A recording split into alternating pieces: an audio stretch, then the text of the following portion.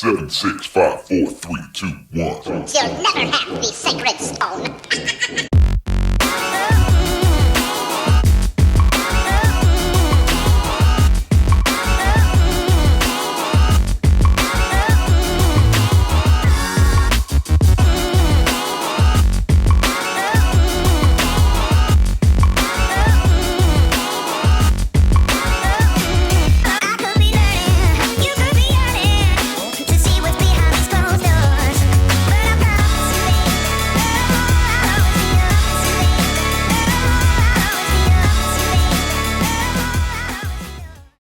All right, and welcome back to another edition of the Vegas Squares podcast. It is the middle of the week, so it is our golf betting podcast. Four of us are here. We got Token Tony. What's up, brother? Hey, what's going on, everybody? Not much. We've got Mr. New Headset himself, Mr. Tony Johnson. Football coach. Yeah. Yeah. So every time I see you, you should be holding up the boards with all the different pictures on it. That's right. Absolutely. And back with us, you might remember him from the PGA Championship Preview podcast. We have Mr. John Parr. How you doing, sir? Welcome back. Gentlemen, very good to be back. Thank you for having me. Always a pleasure. And I'm excited. This is the start of the FedEx Cup playoffs. We are going to eliminate, 55 golfers this week? Correct me if I'm wrong, Tony. Yep, that's right. Okay, cool. I know 54 you have technically, but I mean, because we lost one, somebody withdrew. But yeah, point is taken. Fair enough. Yes. We start here with the Northern Trust Open from Norton, Massachusetts. But before we do, as we do every week, let's recap the week that was in the Wyndham. And I will be the first to say I started to look at the box score, if you will. And Mr. Johnson, you took a bad beat this weekend. Yeah, it's about 2 or 3 in the last 3 or 4 weeks. It's really took me another day and a half to get over it. I'll be quite frank with you. It's been really rough, really rough. This one was for a lot more money too, unfortunately, just because I thought it set up better. So. Yeah, it was too bad. I know Token plucked Billy Horschel as well as the tournament went on too. So yeah, hurts to get both of us, really, on the same page and miss one there. But yeah, this is it's the way it goes. Betting futures is the way it is. We still had a really nice week with Jordan Spieth making the cut and nailed that one again. Yeah, right on the number again. And then had a very Token Tony type of matchup week. Really came through with matchups, so that worked out well. It ended up being profitable. It's just frustrating, to be honest with you. Yeah, and I was able to beat Token in golf last week, so I got some free bet action from him. And at the end of the first round, every single guy was 500 par or better that I bet. Unfortunately, I couldn't bring the winner home, but I was pretty proud of that. They all kind of faded up and down. And everybody was 75 to 1 or I had everybody. My best odds, I think, was Harold Varner. Yeah. Who was the last one really in contention. But Token, how'd the weekend go for you? Futures-wise, not so good. Matchups, about even. I got really lucky that Siwoo moved down in value against Sung J M, and I actually got him at plus 130. And he was looking really good up until right around, hole 7 on the final round, and was looking like he might even lose that matchup. So I got lucky to hang on to that one. But yeah, that double bogey for Siwoo kind of took him out of contention. But you were right, yeah. And speaking of that, John, I'll start with you with this. It was revealed that a $500,000 wager was placed on Siwoo at the Westgate. They said that was the biggest handle they had ever taken on any one bet, and that they are taking so much more handle on golf that they are, I don't know what the right word is, studying it more to put out, I guess, more competitive odds now. What does that mean for guys like you and Tony who bet, pretty often and bet almost for a living? Well, first, let's touch on this. I thought it was an awful bet by the gentleman. You're getting plus 1. Oh my gosh. So, we've talked about this before. Siwoo, no matter how clutch he is following up 2 62s. And I bet he can count on one hand how many times he shot 62 in his career. And he's following up 2 of them. So it's very hard to keep it going with that, especially with the pressure of being in the lead on the PGA Tour.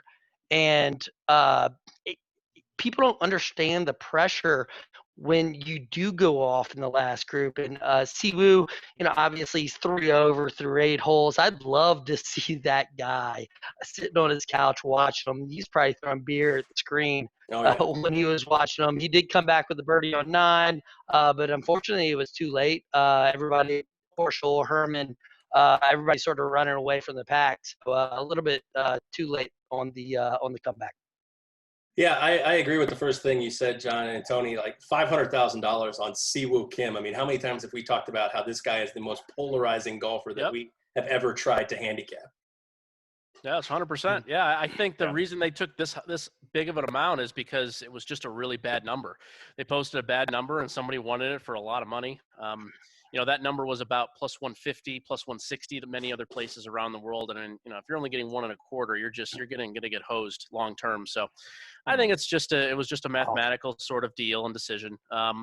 But yeah, your other point was really important, I think, that you brought up, Aaron, about what they're doing with golf and how tight it's really getting. And I've gotten to know, well, not know personally, but I've talked to Jeff Sherman quite a bit, who handles all the golf odds there at Westgate. And they are tightening up, and it's being seen now going forward in these other tours where they are not releasing full field odds. We're seeing that with the Women's British Open this week, which is a major over there. They used to have full fields or at least 60 to 70 players. It's now only 29 players plus a field. Same thing with all the senior tour events, only 29 plus a field. It's getting tighter. You're not seeing as many 1,000-to-1s on the PGA Tour from the lower guys. They are tightening up a little bit. So, again, I'm not necessarily sure that's very good for trying to make money at this. In fact, I'm pretty confident it's not good. But having some exposure and at least having other books being involved, we're seeing golf lines from many, many other books that we didn't used to see. Mm-hmm. That's certainly a positive too. So I think it goes both ways. But the Westgate themselves, where they pride themselves on their really, really strict quality golf odds with one of the best guys in the business, Jeff Sherman, they are tightening up, and it's really being seen for sure. Tony, let me ask you a question. Knowing people from the Westgate in the book, would they have accepted such a large wager if Siwoo's not coming off of 262s, or maybe if it's JT or DJ or one of the more prolific golfers on tour that can follow up 2 low rounds like that, or that is a sustained winner on tour? I don't think it would have taken that much handle. It's more of a numbers game than anything else. That was a really bad number that somebody bet into, and they want to take as much handle as they can at really, really good numbers for the house. So I think it's more that than anything else, but certainly it's much better taking that type of wager on Siwoo versus a guy like Justin Thomas, who will very, very unlikely to fade, who will not hit a driver on a hole that nobody's hitting driver on, things like that. It's just that's Siwoo going to do Siwoo things. I mean, he's been like that since he was 17 and on this tour. And he's played every week, correct? And he's played every single week. So yeah, it takes a toll. It's not easy to do. Again, I'm not going to put Siwoo in the doghouse here. He's a fine player. But it's just tough. It's tough to mentally do that. So I think it's a combination of things, John, to be honest with you, but more so than not, it was a great number for the house. And so they were willing to take up to oodles and oodles of money on that, because, it's just a numbers game. Yeah. And I mean, it's not Siwoo's fault that this guy laid a brick on him. So Token, I'm not going to lie. I know how much you love Siwoo. I thought it was you. No. No, number one, I wasn't that much at that bad of a number. Number two, I didn't like that number after the third round on him. It's either he's going to win the tournament by 5 shots, or he's going to do what he did. And I mean, I agree. I got to be honest with you. I've only seen that amount of money once in my life. So yeah, it was over opinions. It was twice, I guess. Nice. No, it was at Planet Hollywood, actually, at a tournament. Having to work behind the cage and seeing payout structures. Oh, cool. Yeah, it was a lot of money just standing there. I mean, just sitting there in straps. It was an interesting that was before I saw the Binions 100, but that doesn't feel the same because it's like in that 7-inch plexiglass or whatever. Yeah, bulletproof. And anyways, let's move on and talk about the elimination structure like we just talked about. We are losing 54 players. We're going to have the top 70 continue on to the BMW Championship. So anyways, like we said, you got to play 3 good weeks of golf to win this or to get higher up in the standings here. So it's going to be a fun. It's not a major, but it's going to be some challenge. There's going to be some competition. All right, we are at TPC Boston here in Norton, Massachusetts. The only thing I know about it is from my days of playing Rory McIlroy golf. I dominated the course on PlayStation 4. So, I mean, these players shouldn't have any trouble, right? Let's start with the course outline. We usually start this every week with Tony, but John had a few things he'd like to discuss before we get over to Tony and the course outline. Yeah, just basically a brief on the course. This is a relatively new course. It was built in 2002 by the Superior course designer duo of Joel Hance and Brad Faxon. These guys have been on fire with new courses around the country, and they are sort of the hot duo of course designers. Brad Faxon, obviously my favorite putter of all time. He had the smoothest long stroke ever in putting in golf ever. But one thing I love about this course, which it really helps with the drama, is the ending on the par 5, and it's a relatively short par 5. You have probably the best hole in golf is the par 5 18th at Pebble, where you think someone might be out of it, but they could still throw a birdie or an eagle in there to catch back up, and I love that about the course. And it goes back to what, like, Mickelson has always preached with how courses should be designed. Let's make the easy holes easy, and let's make the hard holes hard. This finishing hole, it's a semi-easy hole, but you sort of have to play it off to the left, and you have that tricky little up and down from off the green. The course record is 61 by VJ. I don't think that'll be broken this week. Maybe Tony can touch on that. The last time it was played here was 2018. Bryson DeChambeau won it, but it has had a lot of chalk winning this tournament with, I think it was Bryson, then it was JT the year before that, Rory the year before that, and Ricky the year before that. So a lot of chalk this week. So we'll throw it over to Tony, and he'll sort of get into the depth of how this is going to work for the players. Yeah, no, I mean, that's a great start. Certainly, I think your last point is really, really, really true more than anything else, that this is a primetime location for big-time players. We saw that, more recently at the last WGC event in Memphis.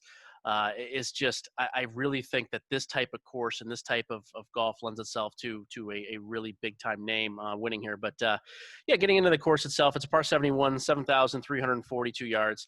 There are 3 par 5s, including the one on the 18th that John mentioned. And these par 5s actually play pretty tough compared to the rest of the par 5s they play on tour.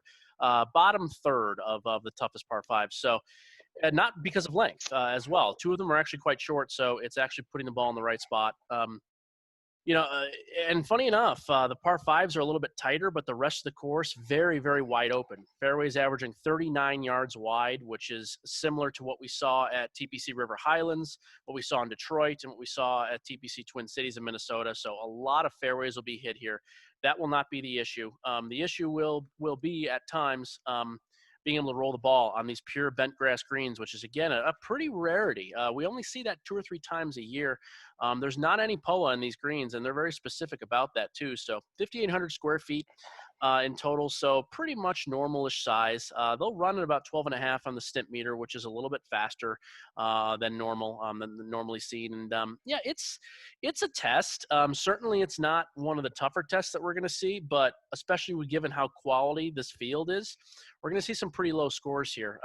It is expected to be a little bit dried out there. It hasn't rained in about a week and a half, and not expecting to rain until Sunday. So it will be relatively firm and fast, but these fairways are actually relatively moist. It's played on Princeville grass, which is pretty only 2 courses that play with Princeville on the PGA Tour. And again, it holds moisture really well. So I think we're going to see some really, really good shots, high-quality shots into these greens. And getting to where we want to go with players, for us, par 71, being almost 7,350 yards, length is a pretty big advantage here, especially when you have really, really wide fairways, and, hitting fairways is not the issue really at all.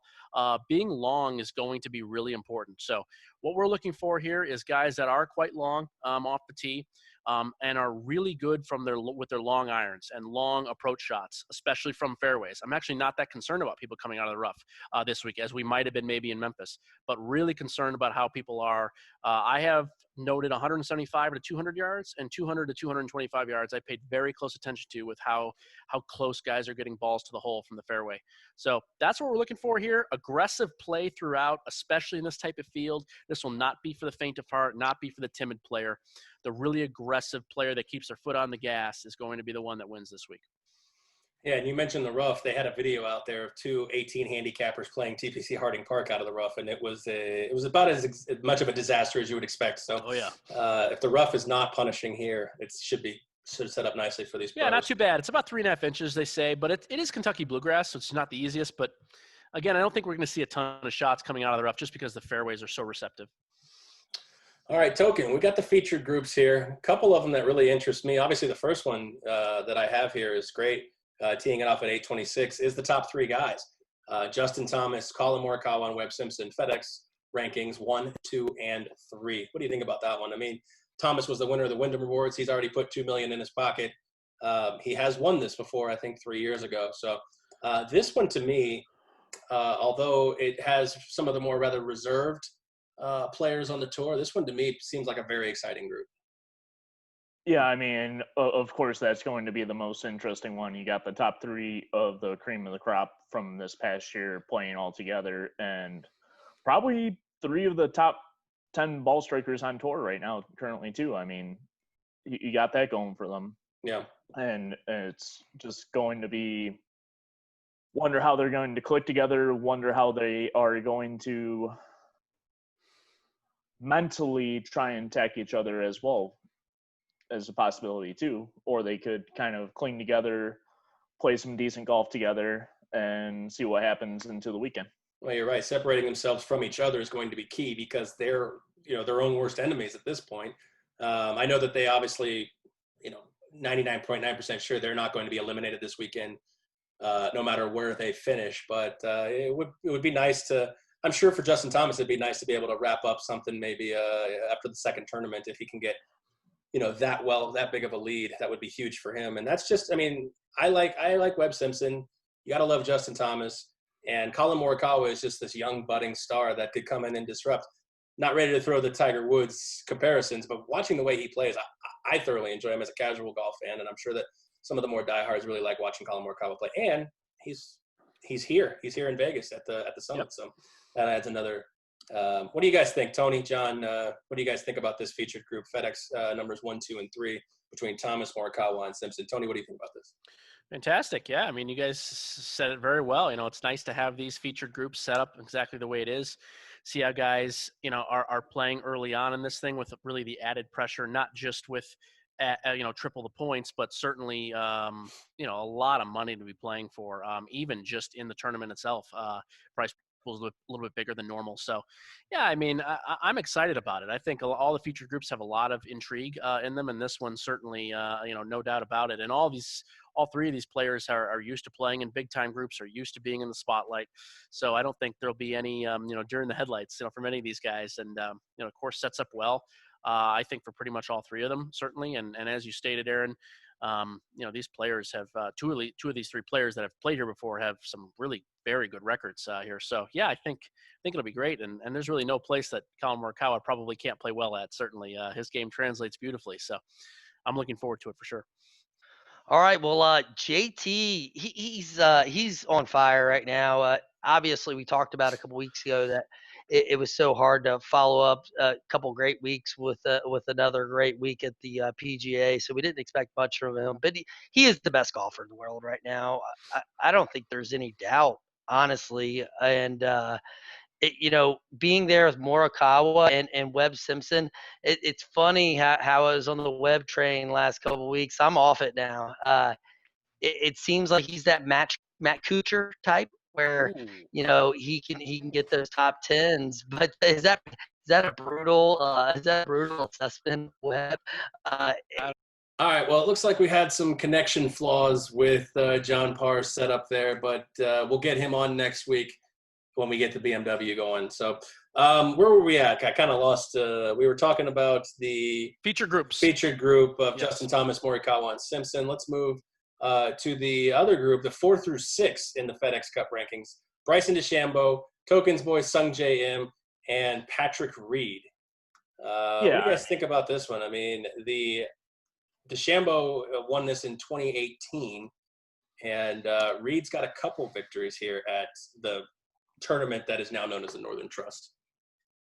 Yeah, I mean, it's definitely a very interesting second favorite group of the future groups to watch. I mean, a lot of people don't like Reed to begin with anyhow, and DeChambeau's probably on hot fire thin ice to begin with. And I got to think he's must-see TV right now for golf fans. He is, and this is why this might be more of viewed feature group more than the other one. I mean, just because DeChambeau can launch the ball, 400 damn yards almost every goddamn hole if he wants to. And Tony said this favors the Bombers, so. Yeah. It does. It's wide open further down the course as well, and it definitely favors the longer hitter, so. Yeah, no, I couldn't agree more. Yeah, especially with Reed winning here twice back when it was the Deutsche Bank. It fits him really well because he's really inaccurate off the tee. That's the worst part about Patrick Reed's game. It always has been. So the fact that it's pretty wide, fairway wise, I think certainly does help. And the first thing I thought when I saw this group, honestly, my first thought was this is going to be slow. These are slow players overall, especially Reed and DeChambeau.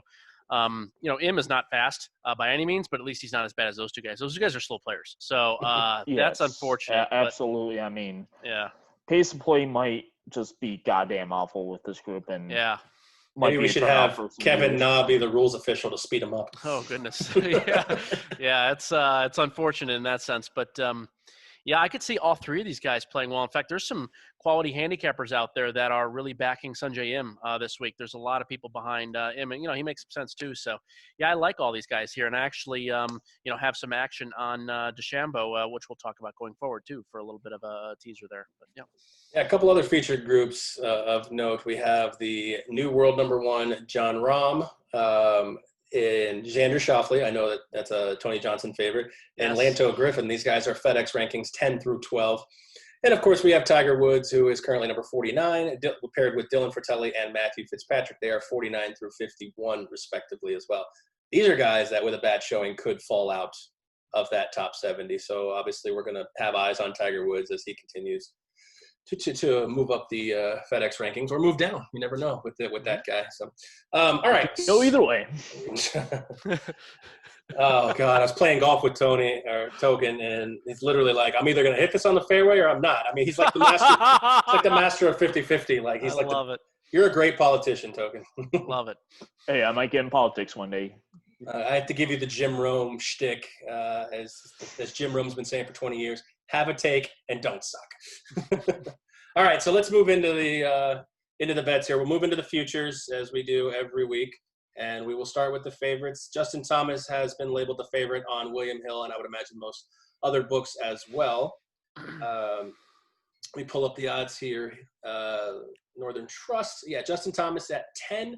We're going to move that all the way down to Jason Day, who has actually moved up to 18-1. So let's skip that. We'll move it down a little bit more, and we'll move it down to Tiger Woods, 28-1. So the faves, JT 10-1, all the way down to Tiger at 28-1. In this first clump, Token, what do you like? I mean, there's only one person in this group that I like, and I probably will not bet him until further in the tournament, and that is Bryson DeChambeau. Currently, I see him at 12-1 on William Hill. Correct, second favorite.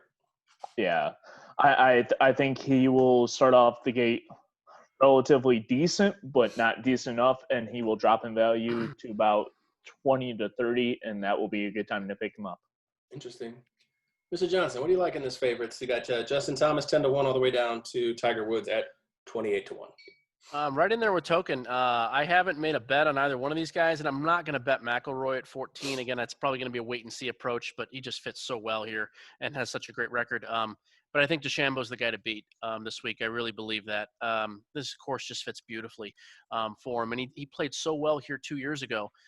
without, he was a long player then, don't get me wrong, but, he's added 20 to 25 yards at least in driving distance, has not sacrificed any accuracy. And he's a much better putter than he was 2 years ago, too. People keep forgetting about how good of a putter he's become. It just makes a lot of sense. He can play super aggressive. He's comfortable here. This is the type of grass he's grown up with.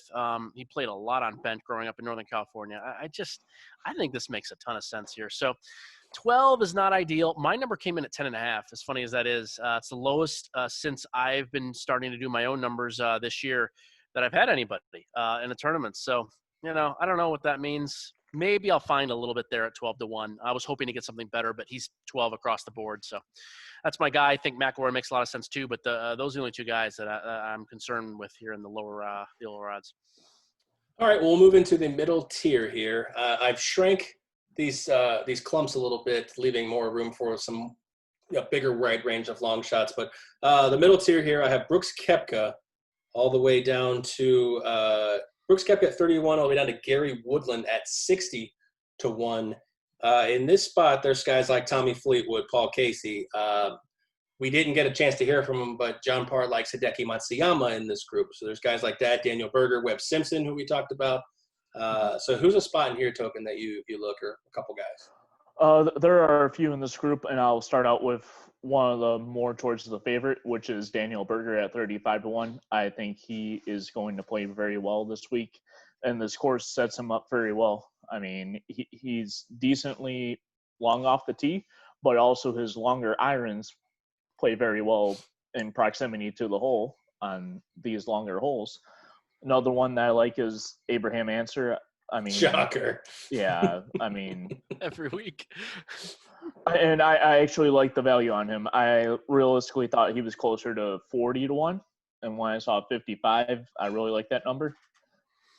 Another tip of the cap, I think, who will play very well this week again is going to be Siwoo Kim. I don't think he will get the job done, but however, he will take a lot more risk in this, and there's a lot more margin for error this week, and he will probably have another top 10 in my opinion. So, yeah, currently going off at 75-1, just outside the middle tier. But we will move into those long shots after we hear from Tony, so you can reapply Siwoo Kim to that. I knew you were going to give him some shit for that. That's nice. I was waiting for it. You acted so calm, and then that was good. This is my tier here this week. Again, I think it's a cream of the crop type of week. There's a lot of guys I have in this tier, so I'm going to fly through it quickly. I know we got a lot to get to still. I'm intrigued by Patrick Cantlay here. Now finally moved down to numbers that make a lot more sense. He's been going off 15, 18, 20, and that's just too low. Now at 30-1, I think there's some value. We're starting to get there. I want 35. My number came in exactly at 30 as well, so hopefully get to something like 35 would be nice. I have already bet Tony Finau. He's now down to 28 here on William Hill. We got him when we opened at 35. He's 35 at a lot of places too. I think no matter where you're betting, whether it's abroad or here in Las Vegas, I still think you can find a good number there at 35. Now, do you think that Tony moving, because it seems like from when I did some research to now, a lot of these guys have moved. Do you think that's if you had to pick on William Hill a little bit, do you think that's scared money, or do you think that there's a lot more money going on William Hill than it is on the other books? It's a great question. It can go both ways sometimes. Just an opinion base for you. Certainly. I would expect that this has actually been some money movement here. William Hill will move on air, certainly, with quite a few sports, and I don't think golf is an exception to that rule. But my guess is, based on the amount of handle that has been had the last few weeks, and I know William Hill has certainly had it quite a bit too, I think this is going to continue on. And so I'm predicting, and I'm guessing, based on how it fits here with Finau, that they've probably taken some action. So I do think that Finau and a few of these other guys, they have moved, not just on air, but I think they have actually moved on some numbers. And I can speak for myself and, a few other people that I know that have bet specifically on William Hill and, betting some realistic amounts that matter a little bit. And I'm guessing that just has to all add up, I would think. Fair enough. Yep. Next one coming forward here. Tyrrell Hatton is now 55. He was 60 when he opened, and this is a pretty standard. I don't like being on the side of a lot of people here. Tyrrell was picked by a lot of handicappers kind of into this week just because he was 25, 30 to 1 just a few weeks ago. He's had a couple of bad weeks, and all of a sudden he's being treated like a number 40 player in the world when he's a top 20 guy. Is this the fit you'd necessarily want? No, it's not necessarily. You'd want a tight, tough course type of thing. But Tyrrell Hatton at 60, this guy can play. And especially when he gets hot with the putter, that is another enormous thing. He is a very not only a great putter, he's a very streaky putter as well. I want to be on a guy like that here. So I got him at 60. Victor Hovland, I'm considering. He was 60. I think he's dropped down to 50, I believe here. Yes, Correct. he is 50. Hill, yes. Yeah, so he's down to 50. Again, a really nice course fit here. Haven't actually fired there yet. And the last one I fired was Matthew Wolff at 60. We were on him a couple weeks ago, as well as the PGA was coming to a close. He's just starting to play really, really well. Everything is fitting. He does well on these northern courses with these bent/POA greens. He just seems to fit really well on this type of stuff, whether it's from Minnesota or the PGA Championship. These type of courses, he has done really well here, and the whole game is coming together. Another guy that's a streaky putter and a above average putter. He's an underrated putter too. So I just like Matthew Wolff here. So yeah, a lot of guys in this realm. I think this is a good week for that. Yeah, I will admit, the last few weeks I have underestimated. I faded a lot of Matty Wolff in the PGA, much to my dismay of my pocketbook.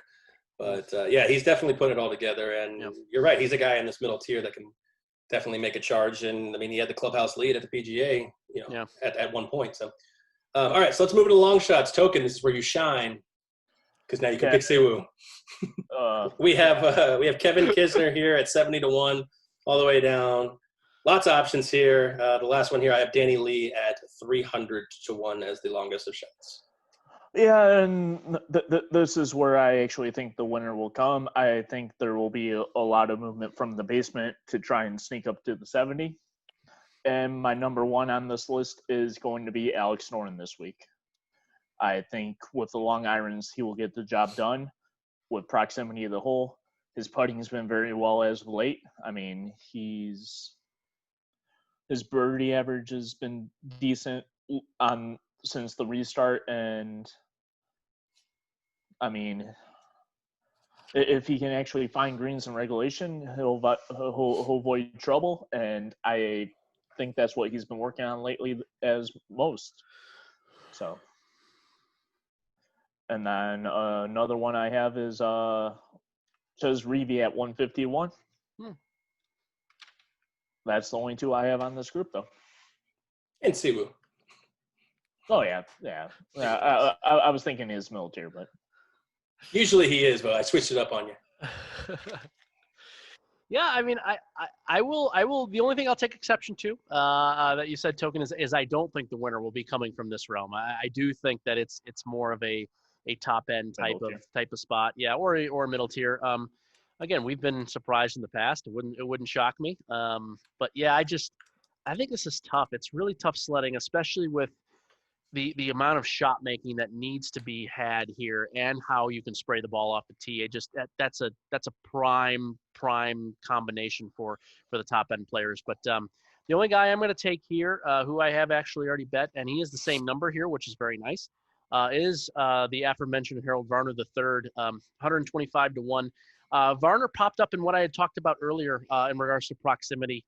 So he's currently number 3 on the tour in proximity from 200 to 225. And he's 17th, tied for 17th from 175 to 200. In the realm of guys like Emiliano Grillo, my guy, Victor Hovland, Rory McIlroy, Richie Werenski's really high up in both of these regards. So, Varner is, again, a guy that will also keep his foot on the gas, too. And in these types of events, and that's why I loved your pick last week with Varner, Aaron, because he's a guy that is willing to go for broke.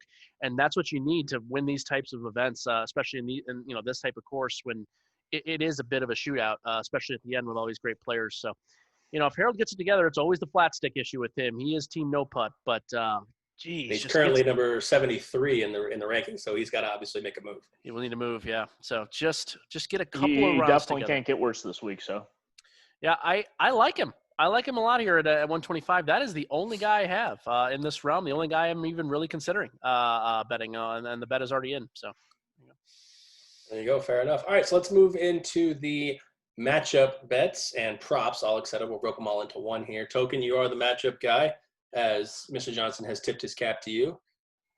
So let's hear what you got. Yeah, we got a few so far this week and probably more to come, but so far I have Fleetwood over Matsuyama at plus 130, although against John Parr on that one. I think that is definitely the better side of this matchup, especially with added value. Yeah, that's a lot of value. Another one I like is Berger over Finau. I think his streak comes to an end with strong starts out of the gate. And, I mean, it's better than a pick'em. It's minus 105, so I really like Berger this week, and I think he might be fighting for about a top 10 or for sure top 20 in that realm. So, and another one I like is Morikawa over Schauffele at even money. I think Morikawa is definitely the better ball striker as well as the better player from about 150 to about 2.25 yards to the pin. So another one I have was Woodland over Spieth. I'm definitely anti Jordan Spieth this week. I don't like anything about him into the TPC Boston. So at minus 120, Gary Woodland, you got my bet on that one. Horschel over Fowler on this one.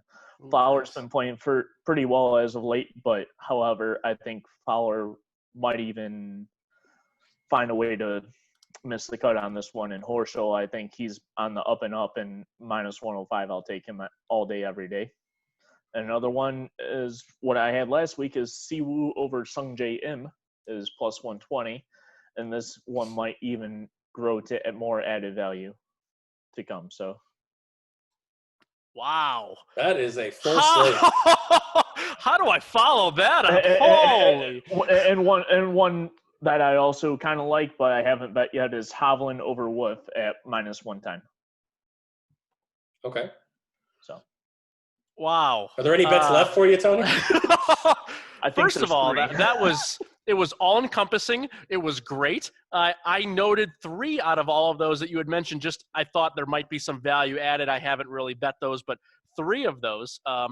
And I think that's why you're so good at this, Token, is because the Tommy Fleetwood thing is a perfect example of that. He looked like shit the last couple of rounds in the last tournament at Sedgefield. Look, he didn't want to be there. He was already out of it, what have you. And now he's getting plus 130? Plus 130? That's absurd value. Right? I mean, that's what I was thinking, too. It's just like, it's crazy, but that's the type of stuff we got to be looking. I mean, that's fantastic. So what's that juice over there you're drinking that makes you win all those bets? It's empty.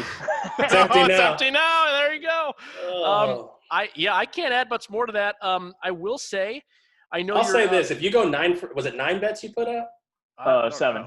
Okay, if you go 7 for 7, I'll buy you a round of golf. Oh, okay. Yeah, I'll be able to. 2 weeks ago, I went 6 of 7, including 2 pushes, though. That's good for no golf. Yeah. It's not good enough. I only got one here. I got my Bryson cap on again. So yes, you sure do. Just one for me that I've bet so far. I do have Manny Wolf over Scotty Scheffler plus 100. That bet's already in. Still at plus 100 there at Westgate. I just like Wolf a lot this week, and Scheffler's certainly, I think, significantly overvalued at this point. I've been a Scheffler fan for a while. I've even bet him, a couple of times, but he's now certainly on the overvalue train. And considering Louis Oosthuizen over Kevin Kisner, minus 110 both way. This is not a good fit for Kevin Kisner. It's just, and I was on Kisner last week, for a decent amount. It's just a bad fit. And Louis is really humming. He's really, really humming. This is his type of ball striking course. Oh, this is a Louis spot here. And I don't like Kisner in this spot, certainly. So we haven't bet it yet, but we shall see. Fair enough. I mean, that's not ideal matchup with Oosthuizen, in my opinion. But however, the value on that one's not bad. So. Well, we'll see. I mean, Kisner's, can beat anybody at any time. I'm not saying he can. It's just like the worst fit it could imagine. I want like a tight, weird Southern course, and this is the exact opposite. So, I don't know. Yeah, you're right about that. All right. So, as we know, as we've talked about on this podcast many, many weeks now, that the PGA is not the only thing going and not the only thing available to bet. So, gentlemen, we do have other tours, and usually Token's on other bets from other tours. I'm going to ask Mr. Johnson first because I know that Token's on some things here. He's chomping at the bit. But Mr. Johnson, what do we have on these other tours in action this week? I know there's a major you said in the LPGA. There is. I'm actually going to have more money wagered on that than I probably will here at the Northern Trust, as funny as that is. Beautiful. Yeah, it's good stuff. I pride myself on doing the best when the weather goes bad, when the courses are strange, when it's a war of attrition. I like playing in wars of attrition, and I like handicapping wars of attrition. And this is going to be exactly that. So they're playing at Royal Troon this week for the Women's British Open. And the last time we saw Royal Troon was benign conditions, and it was a shootout between Phil Mickelson and Henrik Stenson. And it is going to be the antithesis of that this week. They're looking at maybe possible delays at certain times because of like gale force winds and heavy rain, and it's wonderful. I love it. So we are looking for players that are good in the slop, that love it, that have been there many times before, older players, and more traditionally European players.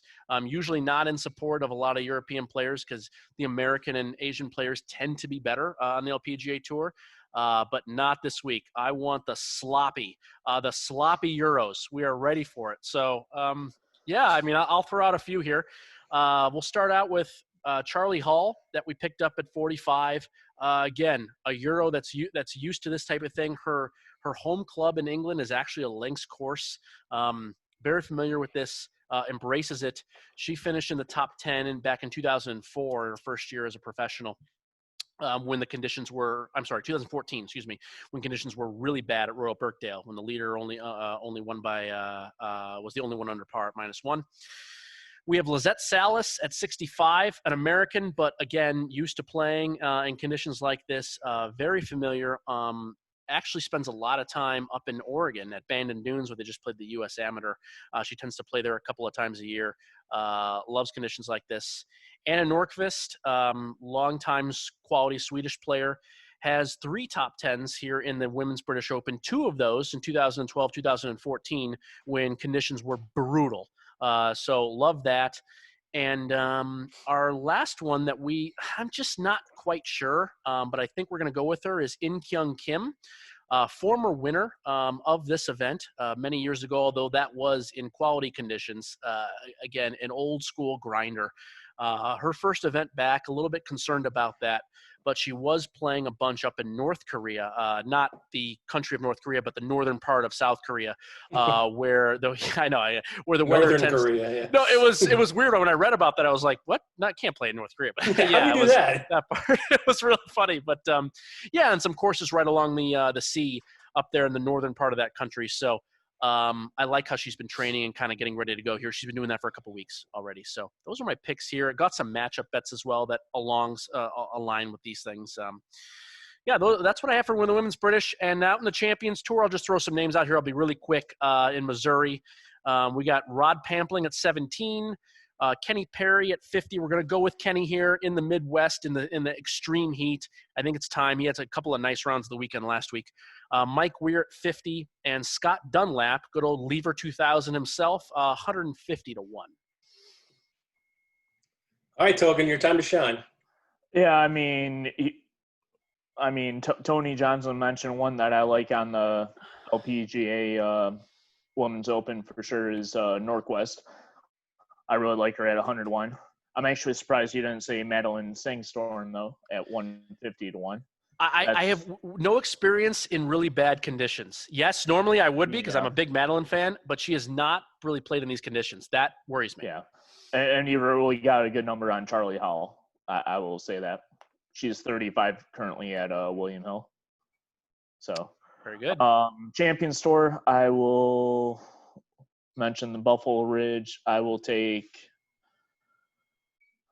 it's hard for me not to take Kenny Perry in the spot, but however, I am going to take somebody at 50 to 1, which is Mike Weir. So yeah, I think it's a good fit for Mike this week. Yeah, I agree. All right, one thing before we wrap it up here, I wanted to talk to you about. We'll just talk about this real quickly as we're running out of time here on our new time slot here at 4 p.m. Eastern time on Wednesdays. We're going to be on this time slot regularly at 4 p.m. with our replays being at 11 p.m., which was our originally scheduled airing slot. And again, we're going to be on all night, every hour, at the top of the hour until the start of the first round on Thursday morning. But golf.com, Golf Channel, they're all kind of considering a contest where they're going to draw random entries. I believe anyone's free to enter, to play heads up for prize money. Common man, casual Sunday golfer, putting them on television and letting them play for, they've said anywhere up from $10,000 to $1 million, depending on what kind of interest they could get. Would you guys be interested in, one, watching that, two, playing it? And could this be a successful route for golf? I mean, there's not a lot of other sports where they kind of involve the common man like this, or they can't. I mean, golf's an everyman sport. I'd say golf and poker maybe is really as close as me. We're not getting on ice skates and playing hockey. We're not going up against 300-pound linemen. So this is an interesting one for me. I thought this was interesting. I'd like to hear your all's thoughts on that topic. I mean, absolutely. I mean, anything to get more eyes on the sport and more interest in the sport is definitely good for the game. No, I'm with Token. I'm not quite sure it's going to work. Would I watch it? Maybe. I mean, I do love to watch golf, but I'm just not sure that the general public or just the general kind of golf fan is going to want to get behind a regular type of player. I think a lot of those people are tuning in to watch, Tiger Woods specifically, or Justin Thomas specifically, or, when the quality players are there and big tournaments, or they like to see the certain courses that they're used to seeing. What if you paired these guys with pros, a la like match 2? That might be a little bit, yeah, exactly. That might make a little bit more sense. Yeah, I'm not sure. I'm not quite sure how much of a selling point that is. Would I like to play in it? Sure, yeah. Certainly. That would be a lot of fun. I mean, that's no question. But television and selling ads, with this, I'm not a believer, to be honest with you. Not saying it can't work, and certainly been I'm not thinking we're going to watch this on NBC or anything, but like the Golf Right. Channel or, Yeah. NBC Sports app, something Right. where they can have, where, ads might not be that expensive. I'm curious. I think, I would see golf take a shot on this. I mean, Okay. No disrespect to U.S. amateurs, and I respect the fact that they are, but I don't know what the viewership for U.S. amateur is, but I think the viewership for two average Joes going at it might be comparable. Yeah, and you bring up the amateur point. That's actually a good point to bring up, because about losing amateur status. So if regular people are playing in this and they're getting prize money, then you can't really play as an amateur anymore, which takes you out of a lot of different things. I was just saying, comparing the U.S. amateur that was on this weekend. I mean, I'm not an amateur, so I could enter. I'm saying the viewership might be comparable to the U.S. amateur. Yeah, somebody who's playing college golf is not the everyman. Yeah. Somebody like Token and I play almost every Sunday. I mean, good course, good days I might shoot 82, 85. Bad days I could be in the hundreds. That's the everyman for me. It depends on the course. Like, I mean, I shot 82 on Sunday, but we went and played Bears Best, and I shot 104. So I mean, it's I think that could be interesting, because I mean, we all love perfection, but at the same time, I wouldn't mind seeing a couple of guys duke it out. I mean, I don't know about how prize money would work or whatever, but I'd be interested to see them take a shot at this. If it fails, I don't know if it would necessarily be – you don't have to be competing with golf, competing with any sports. Put it on a Wednesday. Put it on a Wednesday at like 6 o'clock in the evening on your app or on the Golf Channel or take a shot. I love it. And based on their social media engagement, it seems like they're actually strongly considering this. I've seen many posts for it, and I've seen a lot of engagement from people who have positive things to say about their interest in watching it. Now, again, like you said, Tony, at the end of the day, if they put this on, are people actually going to watch it? I don't know. We'll see. All right, so let's. I guess we were going to wrap it up with that, but I forgot about the DFS lineup. Token. We don't want to forget that. We want to get as people paid as much as we can here on this show. So let's hear the Yahoo Daily Fantasy lineup for the Northern Trust Open from Token. Yeah, we got a $200 budget as every week on this one. I'm going to start out with the top tier player on this one is Bryson DeChambeau, of course. I mean, he's the longest off the tee. That's going to come and play this week. At $45, I'm taking him for sure. Another one, even though I'm anti-Finau this week, I really like him at 45-1. He's decent enough off the tee. $45? And he can shape. What? $45, you said? 41 for Finau. 45 for Bryson. Okay, I thought I heard you say 45-1, so I just wanted to make sure to clarify that. Yeah. I want that number. Yeah. Yeah. All right, so Finau is $41? Finau is 41, yes. I mean, it's a decent price on him this week. He starts off the gate pretty strong and then goes from there.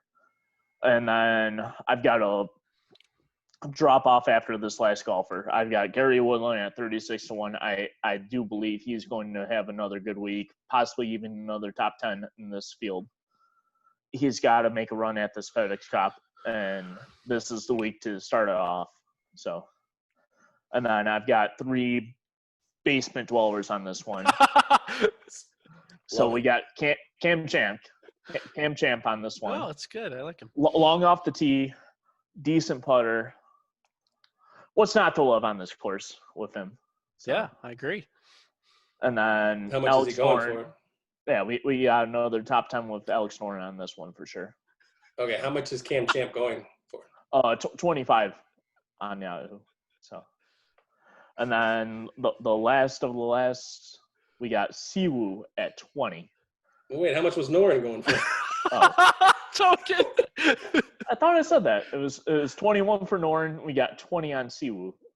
All right. So. I'm with you now. Siwoo. Yeah. Is he going to respond? It's his like 94th week in a row playing. He will, and he can. He will make a top 10, sneak into next week. Wow. And somehow he will raise this FedEx Cup. Wow. I will Top bet 10. you one $10 William Hill bet that he's outside of the top 10. Yeah, he's not in the top 10. I agree. That's the side I want to. I would like that side too. What am I getting? All right, fine. I will lay my 10 to your 5 for a bet. 2-1. I'll take him at 2-1. All right, so you get a $10 bet on me on my William Hill account. I got a $5 bet on yours. All right. I like it. All right, I want to thank the sponsors here before we wrap up. Obviously, first and foremost, 12-Ounce Sports Network and Zingo TV, where we air every Wednesdays at 4 p.m. for our golf betting shows, replays at 11 p.m., and every hour until the first round of that weekend's tournament. And also, we are on Saturdays at 10 p.m. Eastern as well. Also want to thank Fanatics, Wicked Cuts Jerky, DC4L Custom Tees, Pro-Am Customizations, where you can get custom golf clubs at a fraction of the price that Callaway and Titleist will charge you.